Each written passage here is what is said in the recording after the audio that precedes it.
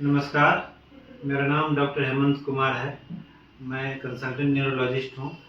आज national epilepsy day है, तो हम लोग एपिलेप्सी से संबंधित कुछ गलतफहमियों के बारे में चर्चा करेंगे और इसके बारे में कुछ जानकारी आपको देंगे। एपिलेप्सी क्या है?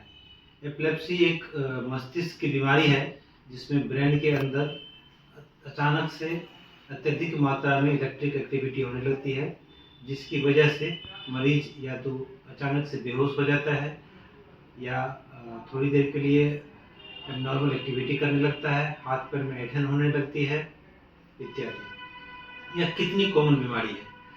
एपिलेप्सी बहुत ही आम बीमारी है। भारत में लगभग हर एक 100 में से एक आदमी इस बीमारी से ग्रसित है। इस बीमारी से जुड़ी हुई बहुत सारी गलतफहमियां हैं।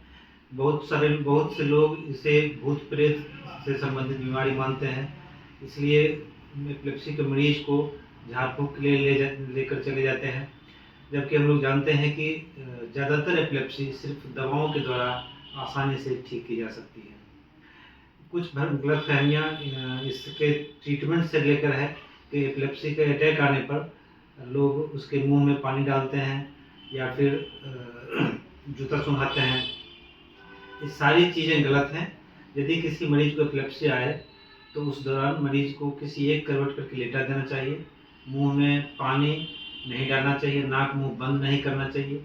इससे मरीज को फ़ायदा के बजाय नुकसान होता है, क्योंकि उस समय ब्रेन को ज़्यादा ऑक्सीजन चाहिए और यदि आप नाक और मुंह को बंद करेंगे तो ब्रेन में ऑक्सीजन और भी कम पहुंचेगा और ब्रेन डैमेज होने की संभावना बढ़ जाएगी। इसलिए किसी मरीज को यदि एपिलेप्सी का अटैक आ रहा है तो उस समय सिर्फ एक करवट करके लेटा दें, नाक मुंह बंद नहीं करें और आसपास से चोट लगने वाले सामान को हटा दें।